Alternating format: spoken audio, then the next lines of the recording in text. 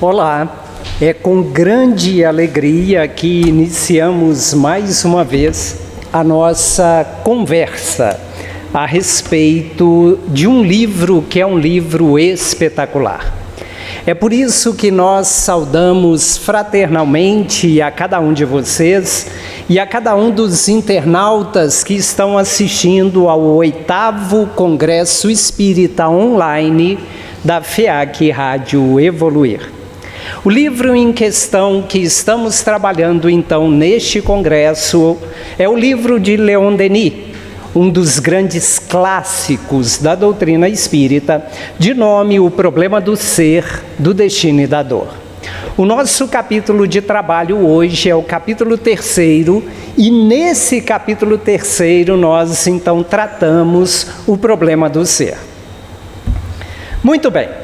Diante deste problema do ser, Kardec, Leon Denis, inicia então o nosso capítulo justamente começando a lidar a respeito do problema do próprio pensamento.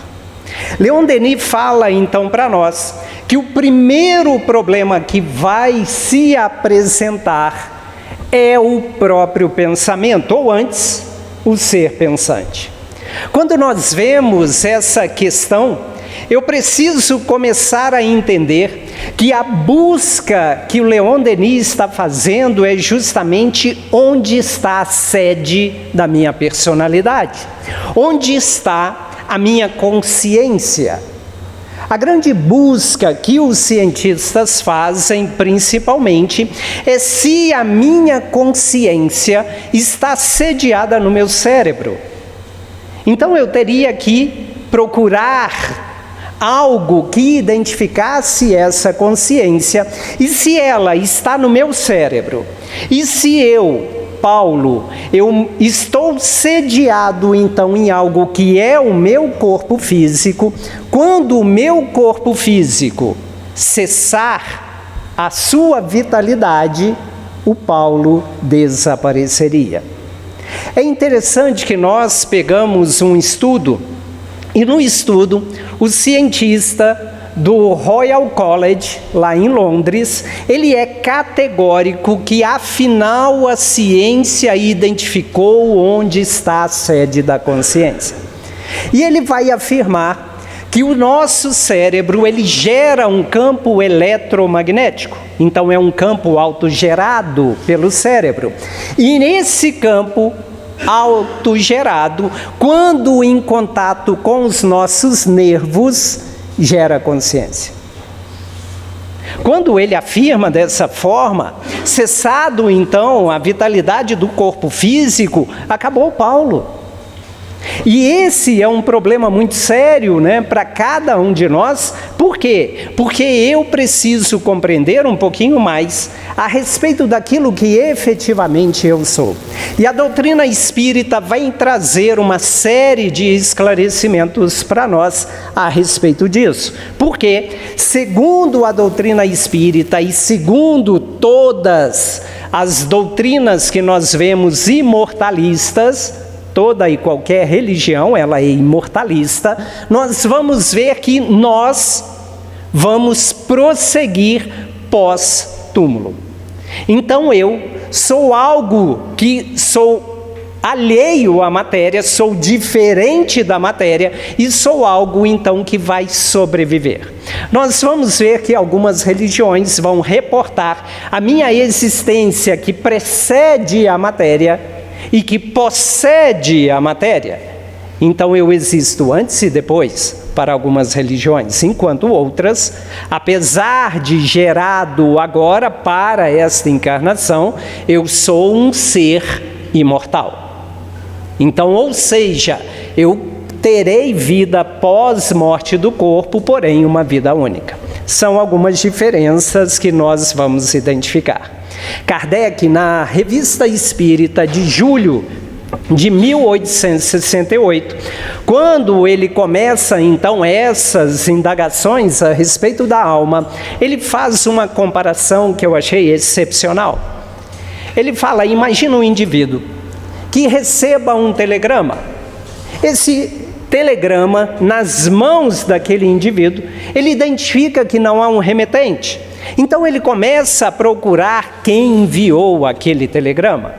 Ele vai até o local onde o telegrama chegou. Lá tem um telégrafo. E ele começa a seguir aquele telégrafo e chega até os fios. Apesar do fio não ter mandado o telegrama, foi por ele que a informação passou. E ele vai seguindo aquele fio, até que ele chega em Paris. Kardec vai falar de telégrafo, né? Hoje a gente vai ficar pensando, poxa vida, hoje eu me comunico pelo WhatsApp. Mas imagina como era fantástico e extraordinário, porque eles conseguiam rapidamente fazer comunicações de um ponto distante até outro. Basta nós lembrarmos como que era para nós nos comunicarmos aí há um tempo atrás, sem o telegrama. Eu escrevia uma carta, postava a carta, esperava o correio entregar aquela carta, a pessoa lia a carta e depois ela me respondia. Gente, era fantástico, a gente esperava aí uma semana, 2, 3 e chegava a nossa resposta. Hoje, nós mandamos uma mensagem no WhatsApp e a gente fica, nossa, fulano ainda não leu. Olha, mas chegou no dispositivo da pessoa e a pessoa ainda não leu. Naquele tempo, nós esperávamos muito mais. E nós vivemos aquele tempo. E é interessante que ele vai seguindo então os fios daquele telégrafo. Meu pai, quando entrou na agência dos Correios, ele era um guarda-linhas. Então ele começou pelo trabalho braçal, né, e chegou até onde ele chegou. Então era interessante, ele acompanhava o fio do telégrafo para ver se estava intacto, para permitir então a comunicação. E Kardec fala, olha, eu chego até Paris, esse homem chega até Paris e identifica lá um telégrafo. E lá era o ponto final. E nesse ponto final, ele começa então, olha, mas foi isso que enviou? Ele começa a abrir aquele telégrafo e ele só vê então cobre, madeira e uma roda. E ele pensa, aqui foi de onde partiu o meu telegrama. É aqui então a sede que me envia essa informação. Só que enquanto ele tira essa conclusão, chega um segundo homem, que pega um outro equipamento de telégrafo, e ele começa a enviar uma mensagem, e ele percebe que não era o telégrafo que enviava a mensagem, mas alguém que se utilizava daquele telégrafo. Então, quando o homem começa a procurar a sede da alma, e ele vai e chega até o cérebro, ele olha para o cérebro, e ele pensa, como não há nada mais que eu consigo enxergar neste momento, o cérebro é a sede então da alma. Então, o cérebro é a sede então do pensamento do homem. A grande questão, né, que a metáfora do telégrafo, ela me ensina muito. Porque se eu não achei alguém ali além daquele cobre, daquela madeira e daquela roda, a minha conclusão ela não pode ser essa, porque logo eu percebi que havia um homem que se manipulava dele. A alma é quem manipula o cérebro. A alma é quem utiliza então este instrumento. Não é porque eu não percebo a alma, não é porque eu não vejo a alma que ela não existe. E aí, essa metáfora me leva a compreender melhor. Leon Denis, então, vai continuar o seu raciocínio. E ele vai dizer, então, que cada vez que abandona, então, o corpo terrestre, a alma, né, vai encontrar-se novamente lá na vida do espaço. unida ao seu corpo espiritual. Leon Denis, então, ele apresenta para a gente um novo corpo, que é o perispírito.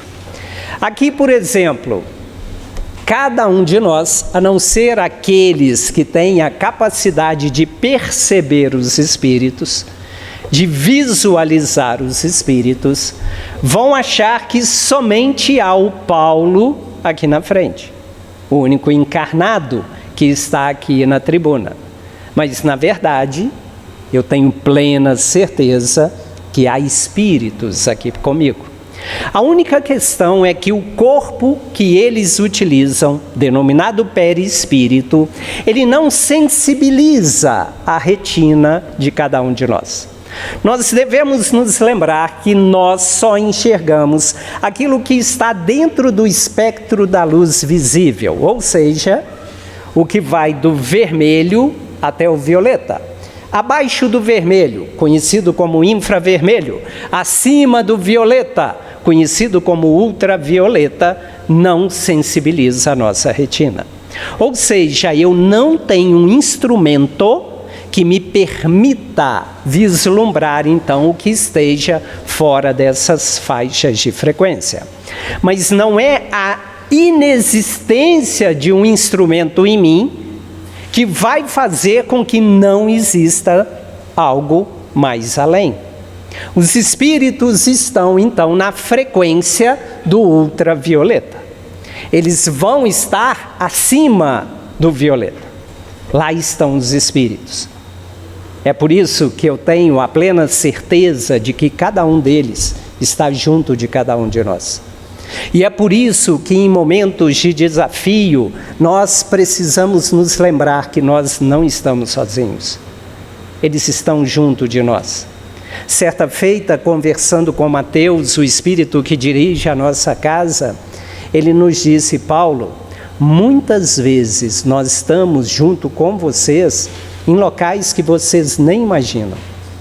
Às vezes vocês estão no carro com determinados pensamentos ali desafiadores e nós estamos ali lado a lado com vocês, amparando, beneficiando.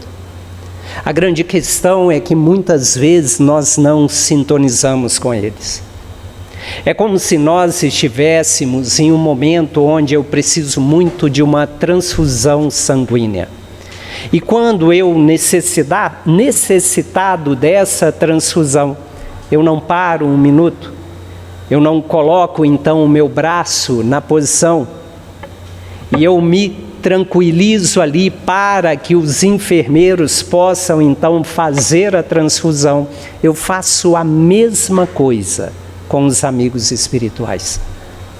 Então o que eu preciso muitas vezes no momento de desafio é imaginar que o mundo espiritual está junto de mim.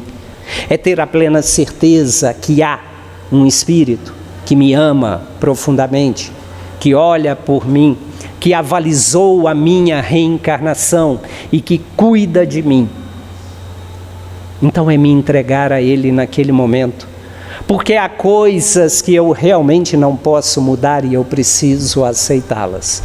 Há coisas que eu posso mudar e eu preciso agir nas mudanças.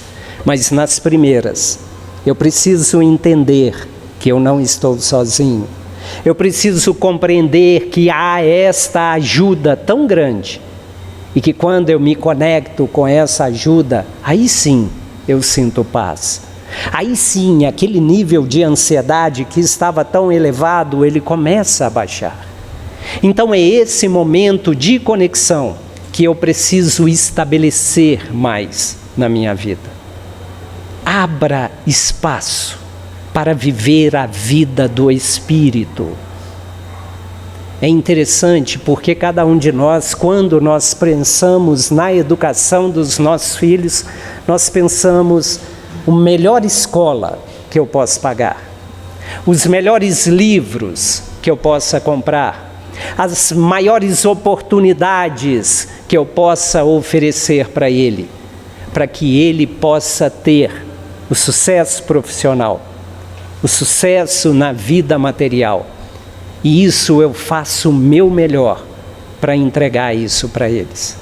Mas o grande questionamento da nossa vida é: eu tenho trabalhado para que os meus filhos possam ter o sucesso espiritual? Porque às vezes a gente fala assim: não, mas eu não sou materialista. Eu não sou uma pessoa que vive para a matéria. Eu acredito na imortalidade. Eu acredito no mundo espiritual. Eu acredito que eu sou um espírito e que eu estou habitando na terra, utilizando um corpo de carne, que um dia ele vai para debaixo da terra. Mas eu não. O meu futuro vai ser diferente. Mas só que apesar de acreditar nisso tudo, muitas vezes nós vivemos segundo a matéria. Muitas vezes o problema do nosso ser é a nossa vivência dessa vida da matéria, única e exclusivamente. Porque muitas vezes eu não penso que o meu filho, que a minha filha, precisam de um amparo espiritual, precisam de aprender a estabelecer essa conexão com Deus. Então, apesar de falar que eu não sou materialista, muitas vezes eu vivo como tal. É aí que eu preciso começar a abrir os olhos, a perceber um pouquinho mais como eu estou lidando na educação dos meus filhos. E aí, nós vemos, uma evolução muito grande nas questões do pensamento. Se nós formos olhar inicialmente, e ainda muitos pensam dessa forma, o homem como um ser unário, ou seja, só existe o corpo físico. Então nós estamos no corpo físico, que vai então desse período que vai do berço ao túmulo e acabou o Paulo. Mas só que isso é muito pouco. O grande problema é que isso muitas vezes vai gerar até o suicídio.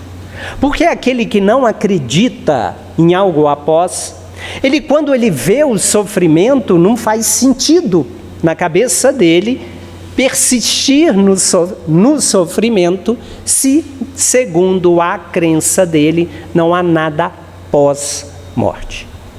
Isso é muito triste, porque isso mata em nós a principal questão da nossa vida, que se chama esperança. E viver a vida sem esperança é extremamente desafiador.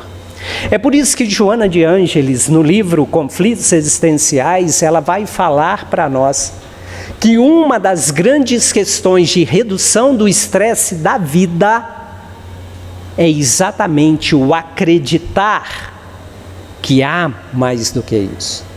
É o acreditar que eu serei feliz, mesmo que eu esteja vivendo uma série de sofrimentos, de desafios agora, eu serei feliz. Esse sofrimento agora, diz Joana de Ângeles, é o prelúdio da conquista de amanhã.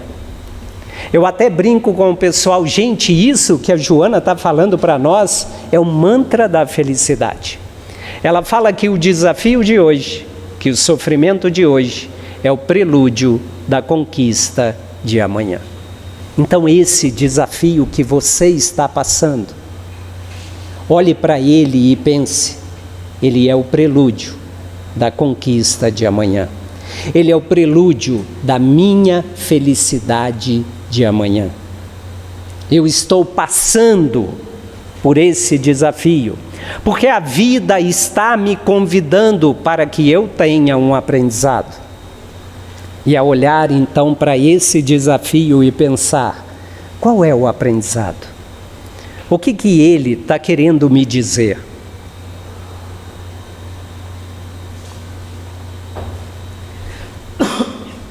Se eu não enxergo isso, a vida fica muito desafiadora.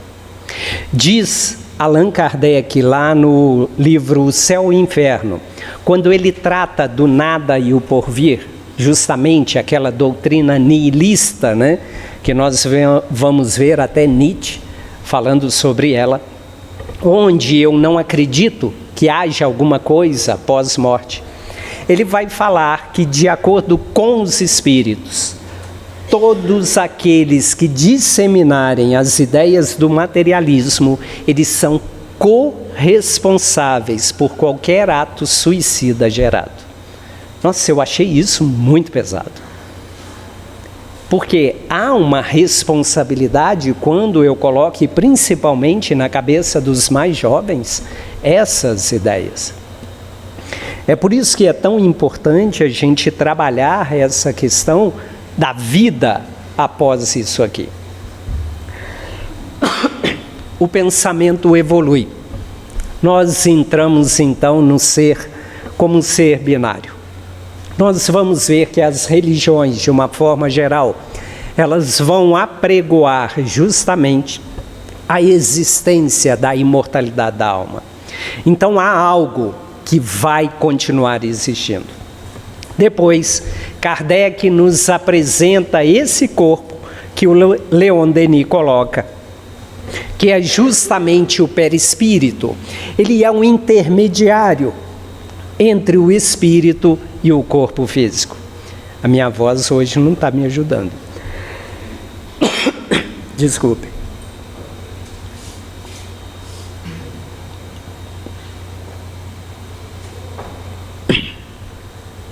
Então esse intermediário, ele é essencial, porque o espírito por si só, ele não atua sobre a matéria mais densa. Então há um corpo, que se fala um corpo sutil, um corpo quintessenciado, uma matéria que ela é menos densa do que a do nosso corpo, tanto que ela não sensibiliza a nossa retina. E esse corpo, ele tem propriedades extraordinárias. Quando você dorme, por exemplo,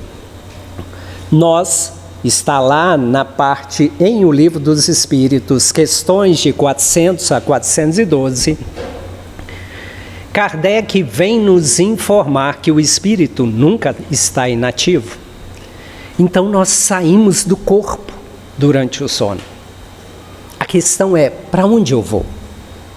E quando eu saio do corpo, eu levo esse corpo, que é esse corpo semimaterial. Os amigos espirituais vão até nossas casas para nos convidar, para que a gente possa vir para a FEAC, para estudo, para trabalho. A grande questão é que muitas vezes nós também nos negamos a vir. Porque eu não me preparo com uma prece, com uma leitura antes de dormir. Antes de dormir, eu preciso então me colocar à disposição. Eu preciso me preparar para o sono. E se eu faço essa preparação, eu facilito esse trabalho dos amigos espirituais. Então é justamente com esse corpo perispiritual que a gente vem. O corpo perispiritual é a forma do nosso corpo físico. É interessante que quando a gente fala nas questões da genética, e nós percebemos que nós viemos de uma célula ovo, eu fico pensando, toda aquela informação que está no DNA esse, que é derivado então do código genético dos meus pais. Quando a gente traz esse corpo físico, as diferenciações celulares, a gente pode falar, aquela informação toda estava no DNA. Tudo bem, mas ela é gerenciada, a divisão celular é gerenciada justamente pelo próprio perispírito. É ele que vai determinar ali nos processos de meiose e mitose. Então essas divisões celulares que estão acontecendo, e ele vai acompanhando isso tudo. Então é justamente o perispírito que vai estabelecer para nós qual é o tipo de corpo físico que eu preciso nesta nova encarnação. Então é esse corpo extraordinário que Kardec e Leon Denis vêm falar para nós. Só que André Luiz, ele apresenta ainda para nós mais dois corpos. O primeiro corpo é o corpo mental. Então o espírito, ele é incorpóreo, como dizem os espíritos. Então há um corpo mental que vai buscar o que tem de matéria para poder produzir o perispírito daquele que vai reencarnar em um determinado planeta. Então a gente, através do nosso corpo mental, nós aglutinamos matéria segundo o meu grau de evolução, segundo o meu grau de vivência, eu vou ter uma matéria mais ou menos sutil. É por isso que quando nós vemos lá o livro Voltei, do irmão Jacó, tem uma passagem muito interessante que ele está no mundo espiritual e ele começa a olhar tantos espíritos andando de um lado para o outro e eles tinham um certo brilho. E ele olha para si mesmo, né, e se percebe tão apagadinho e ele pensa, o que foi que eu fiz? Esse corpo perispiritual, ele retrata os nossos estados mentais. O como nós estamos. Aqui no mundo físico, né, é muito fácil. A gente vai, passa um cremezinho aqui, né, faz uma maquiagem, prepara uma roupa melhor e a gente até se parece melhor. Mas no mundo espiritual não dá. No mundo espiritual eu sou aquilo que eu sou. Eu sou aquilo que eu carrego dentro de mim. Então é muito importante que eu esteja carregando algo melhor. E esse algo melhor é muito mais fácil de eu desenvolver aqui, encarnado.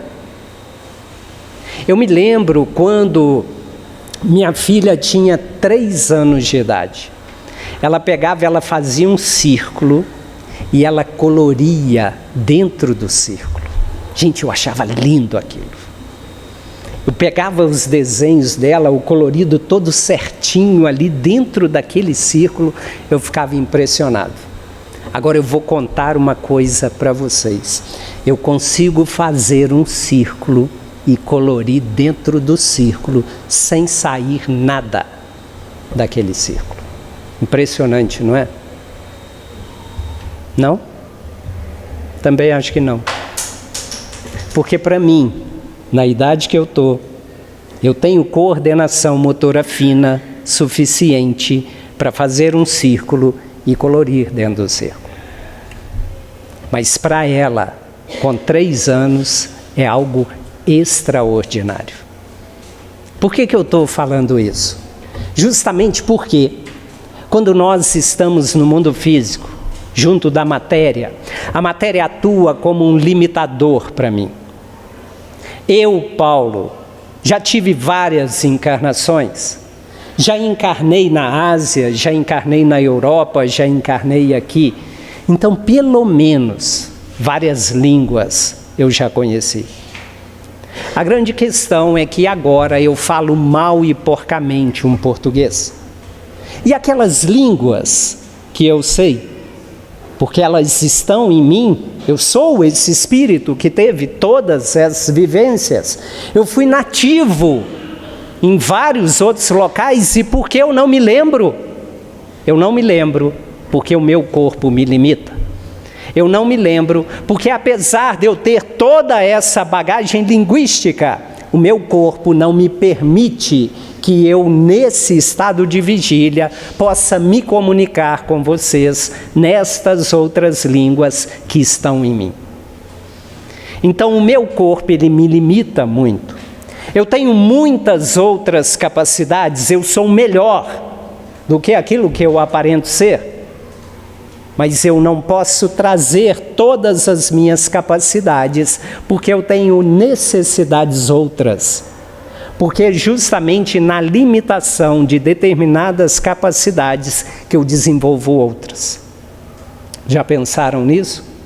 Se eu tivesse todas as minhas tendências agora, eu ia utilizar muito mais aquelas tendências, aquele aprendizado que eu já tinha. Então, o meu corpo me limitar é uma bênção, porque agora eu desenvolvo em outras áreas. Então, a minha filha, com 3 anos de idade, é como eu hoje, encarnado. Diante do Paulo adulto, é o Paulo desencarnado sem o corpo físico. Então, eu hoje, adulto, eu posso me comparar, quando eu faço essa relação com a minha filha pequena, né, eu posso me comparar justamente a essas questões. Lá no mundo espiritual, a minha capacidade é muito melhor, é muito maior. Só que eu preciso essa limitação para quê? Para que tudo aquilo que eu faça agora tenha um valor maior. Conforme a minha filha, quando ela coloria aos 3 anos de idade, dentro do círculo, tinha um valor muito superior ao valor que hoje eu coloro dentro do círculo. Percebem isso? Então, essa limitação nossa é essencial. Isso a gente precisa.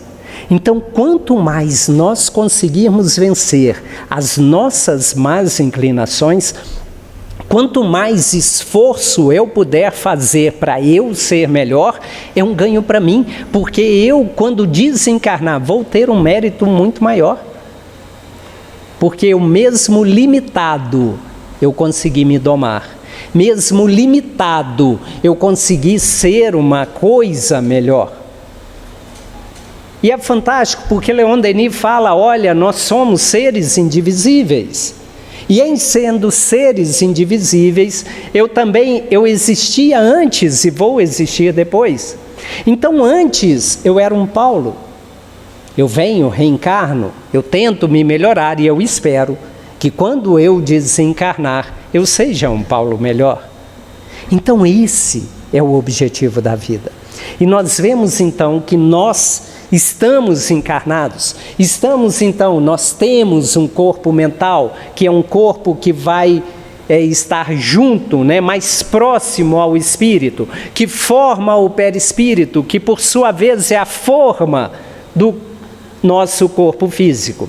Mas para que haja conexão entre o perispírito e o corpo físico, nós temos aí o duplo etérico, que é justamente, vamos em linhas bem grotescas mesmo, é um corpo que vai dar a aderência entre o perispírito e o nosso corpo físico. Então esses somos nós. Aqui, só para a gente ter uma ideia, esse é o corpo físico, aqui o perispírito e aqui o espírito com o corpo mental. Essas linhas, Kardec fala que o nosso corpo é ligado célula a célula, molécula a molécula ao nosso perispírito. Então, isso aqui é o nosso duplo etérico. Ok? Muito bem. Quando a gente vai desencarnar, aqui nós temos, nesse exemplo, a desencarnação de Dimas. Está lá no livro Obreiros da Vida Eterna, de André Luiz. É interessante que Dimas era uma pessoa que era muito afeita a auxiliar os outros. Era alguém que realmente tinha créditos no mundo espiritual. E, portanto, no momento da sua desencarnação, ele vai ter a assistência dos amigos espirituais. Aqui nós temos o espírito Jerônimo, que está justamente auxiliando no processo de desligamento. Lembrar que morte é do corpo, o corpo morre. O espírito desencarna, ele perde todos aqueles liames, aquelas conexões que haviam entre o corpo físico e o perispírito. E aqui o Jerônimo está justamente para poder ajudar neste desenlace. Ele então começa a aplicar passes no Dimas e André Luiz percebe que começa a sair uma substância esbranquiçada do plexo solar, então do Dimas. E depois ele continua aplicando os passes, lembrando que normalmente o nosso processo desencarnatório ele acontece dos pés para a cabeça, justamente porque as nossas conexões maiores estão justamente no cérebro. Ok? Então começa dos pés. Já viram como que de repente os pés da pessoa ficam frios? Eles começam a ficar frios. Gente, não é que quem tem pé frio está desencarnando, tá? Toma cuidado, para a gente depois olha assim, nossa, fulano está desencarnando, olha o pé, parece pé de morto, Então assim, a gente vai desencarnando dos pés, né, para a cabeça, tá? E ele continua, então, Jerônimo continua aplicando os passes e a substância leitosa, ela começa a sair e de repente ele vê uma chama roxo, né, dourada. Eu queria saber como é que é uma chama roxo dourada, né, que saía ali. E de repente ele vê a formação do perispírito. Aquela chama, ela absorve toda aquela substância leitosa que desprendeu do corpo físico e forma o perispírito. Mas notem vocês que ainda há uma conexão na cabeça que o Jerônimo só vai terminar no dia seguinte. Então notem que a desencarnação do Dimas começa num dia para terminar no dia seguinte. Aqui, quando há isso aqui, ele já está em coma, já está em processo de morte do corpo físico, então vai haver a morte cerebral, porém, o processo de desconexão ainda está acontecendo. Então, não necessariamente porque houve a morte, houve a desencarnação. Há desencarnações que acontecem antes da morte, há desencarnações que acontecem no momento da morte e há desencarnações que acontecem pós a morte do corpo. Aí vai muito do nível evolutivo do espírito, do tipo de desencarnação. Uma desencarnação, por exemplo, que de uma doença, através de uma doença de longo curso, a pessoa já está colocando os pezinhos no mundo espiritual. Muitas vezes está vivendo mais o mundo espiritual do que o mundo físico. Basta nós observarmos determinadas pessoas já em estado já avançado de doença, começa a falar, olha, mamãe está por aqui. E as pessoas ainda falam, nossa, aqui, ó, já começou a delirar. Mal sabe que pode realmente estar sendo visitada pela própria mãe, que a precedeu ao túmulo. Então é interessante isso, né? Esse vislumbrar de que o mundo espiritual ele está muito mais próximo de nós do que nós imaginamos. E aí o Leon Denis vai falar para a gente que o cérebro, então, ele não passa de um instrumento. E ele faz uma comparação com o teclado. Ele fala, olha, se o teclado ele tiver faltando algumas teclas defeituosas, mesmo que seja um exímio musicista, ele não vai conseguir colocar a música que ele gostaria. Ele não vai conseguir tocar com a maestria que ele poderia tocar. Assim somos nós com relação ao nosso corpo físico. Quantas vezes nós vemos pessoas em estado de loucura? Quantas vezes nós vemos pessoas que não têm o domínio do próprio corpo? Por exemplo, uma pessoa que teve uma paralisia cerebral.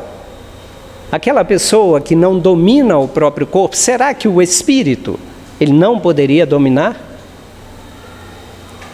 A grande questão é que nós vemos lá em O Livro dos Espíritos, na questão de número 375, Kardec vai colocar para a gente justamente que o espírito por si mesmo, no estado aqui ele está falando do estado de loucura, falando das questões que são inerentes ao corpo físico, e ele coloca no final da questão que por si mesmo e no seu foro íntimo tem perfeita consciência.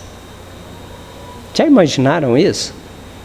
Então, muitas vezes, né, as pessoas que a gente vê em estado de loucura, o espírito pode estar totalmente lúcido, mas o instrumento que se utiliza não consegue traduzir a lucidez para a vida de relação. E isso é muito interessante quando a gente vê uma situação como essa. Nós, certa feita, pegamos uma carta de um menino que trazia paralisia cerebral, não conseguia falar, se expressar, e ele sentia que ele dava muito trabalho. Certa feita ele dormiu, ele sai do corpo e se comunica numa reunião mediúnica. É o que Ernesto Bozano, vai chamar de comunicação intervivos. Ele então vai se utilizar de um médium e psicografa uma carta para a mãe, agradecendo a ela tudo que ela estava fazendo por ele, vendo todo o trabalho que ele gerava para ela. E ele pedia perdão: mamãe, me desculpe por gerar tanto problema, por gerar tanta coisa, tanto trabalho para você. E é extraordinário porque a gente vê o grau de lucidez daquele espírito, apesar de não conseguir traduzir essa lucidez para a mãe dele. São espíritos, e a gente deve se lembrar que sempre aqueles que recebem um espírito numa situação especial, os espíritos nos dizem que são pais especiais.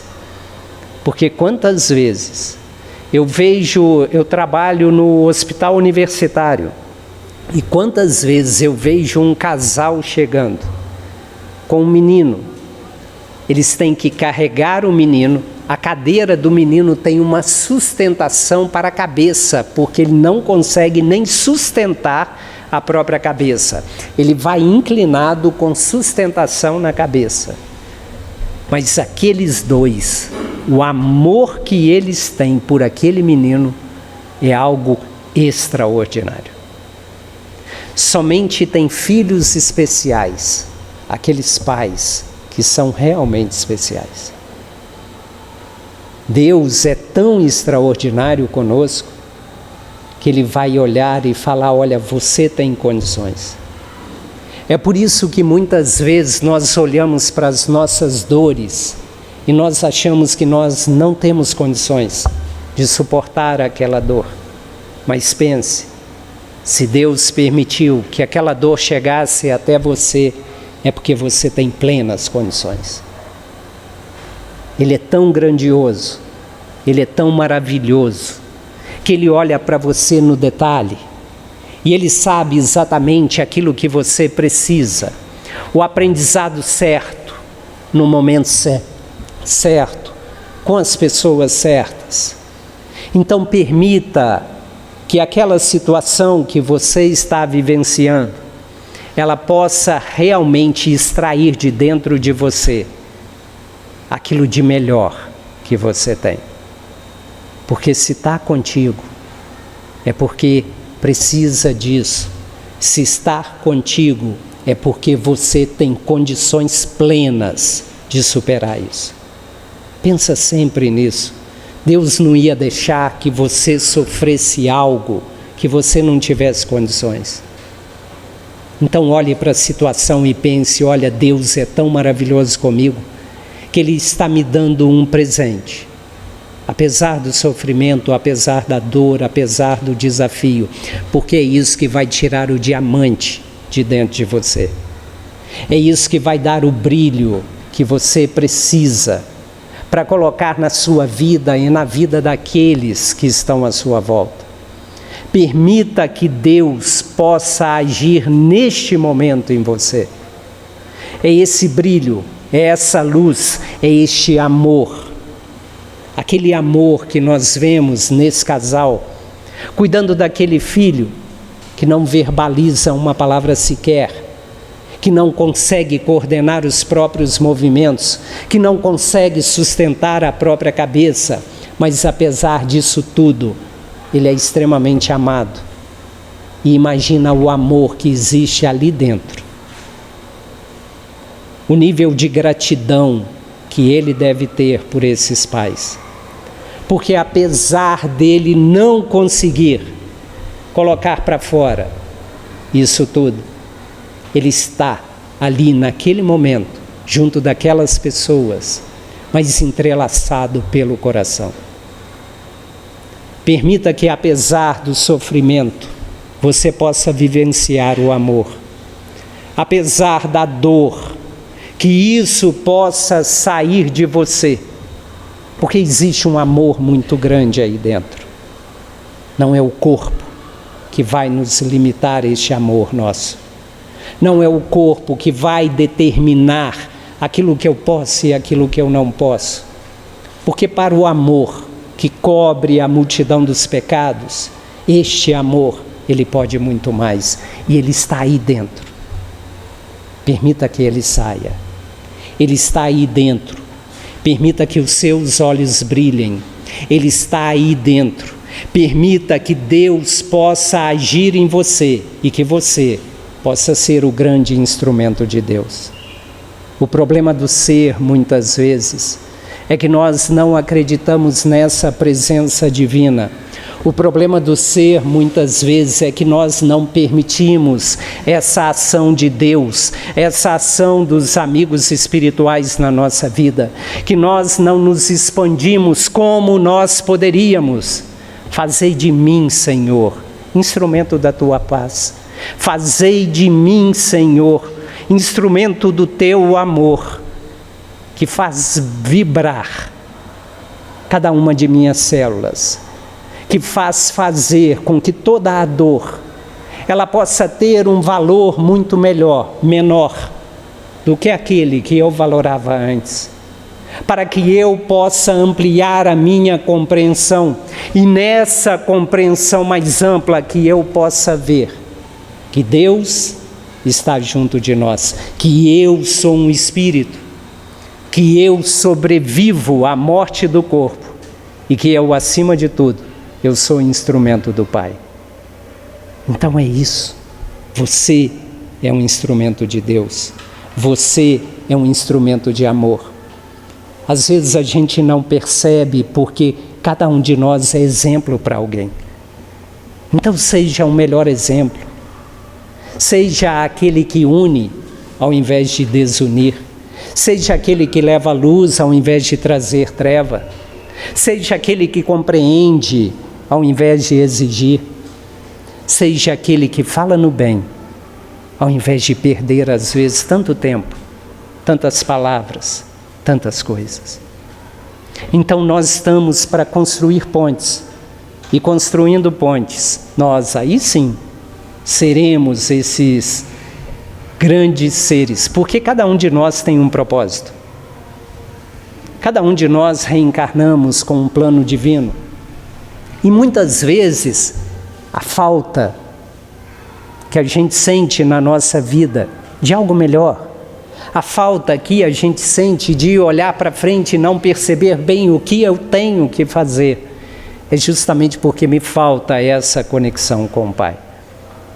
É justamente porque me falta me conectar com Deus, mente a mente, coração a coração, o que quer que seja, mas que eu me conecte e que eu entenda a vontade do Pai. Todos os dias nós fazemos oração do Pai Nosso: seja feita a vossa vontade, assim na terra como no céu. Mas eu estou falando sério com Ele. Seja feita, Pai, a tua vontade na minha vida, porque eu sou o teu instrumento. Que eu possa sair a cantar, que eu possa sair a levar o teu amor, a tua palavra, a tua compreensão. E é interessante que muitas vezes nós olhamos para a nossa casa e reclamamos: nossa, minha casa é tão complicada, é tão difícil, as pessoas são tão complexas. Mas lembra que você é um instrumento de Deus que está ali dentro e que você pode tornar o complexo, fazer com que ele fique simples. É a tua palavra, é o teu pensamento, é a tua ação lá dentro que pode transformar isso tudo.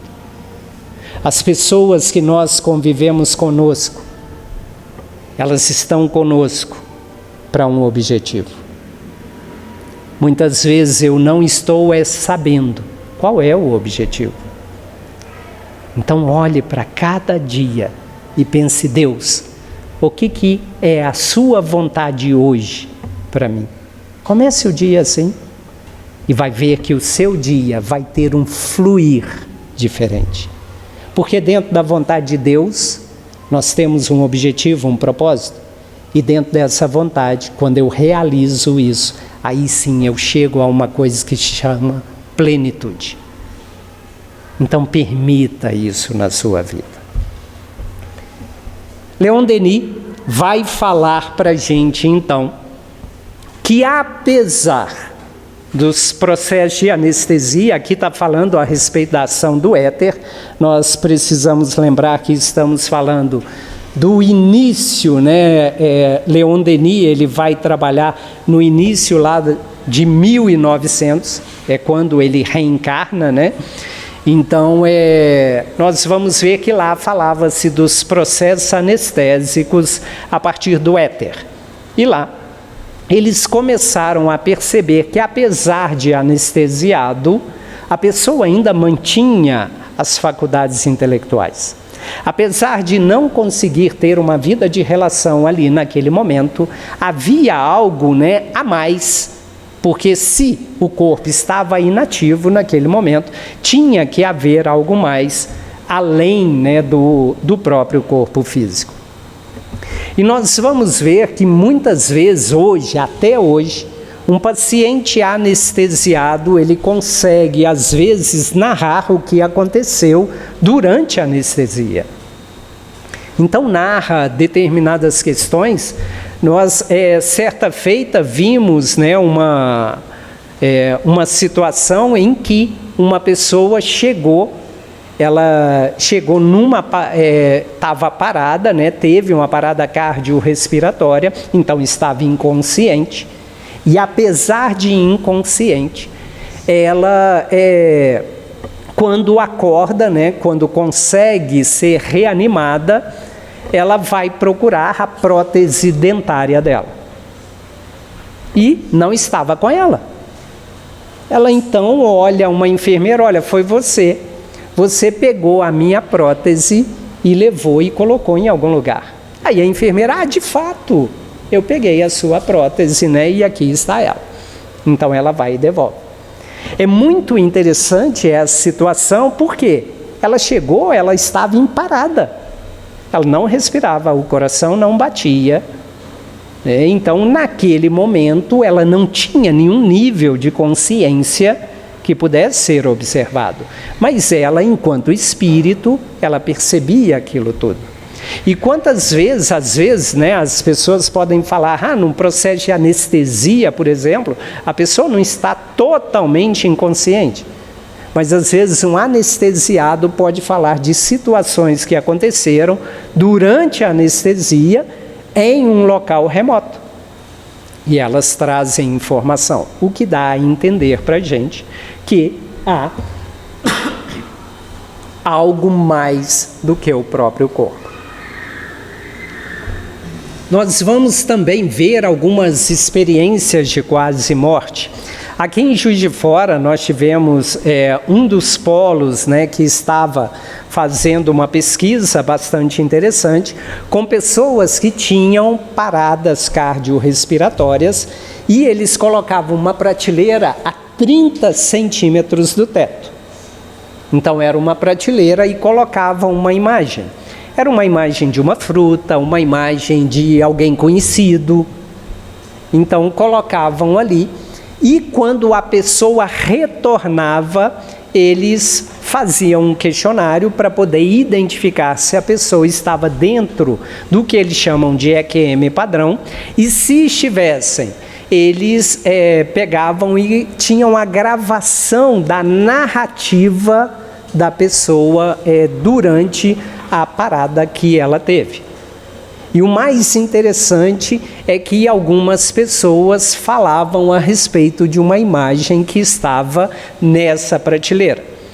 Gente, se está a 30 centímetros do teto, nenhuma pessoa que estava olhando para cima poderia ver que tinha uma imagem ali em cima. E há narrativas de pessoas falando qual era a imagem que estava lá. O que dá a sugerir para a gente, então, que há algo mais do que o próprio corpo físico. Então, é importante a gente entender que, apesar de haver essas questões, seja da genética. Muitas vezes a gente vai pensar, olha, se o meu corpo é formado pela genética do meu pai e da minha mãe, eu teria, se houvesse somente o corpo físico, eu teria que herdar características deles. Porque não veio deles? Se a minha consciência tem relação com eles, e principalmente em se tratando de gêmeos univitelinos. Imagina o gêmeo univitelino, ele geneticamente ele é idêntico ao outro.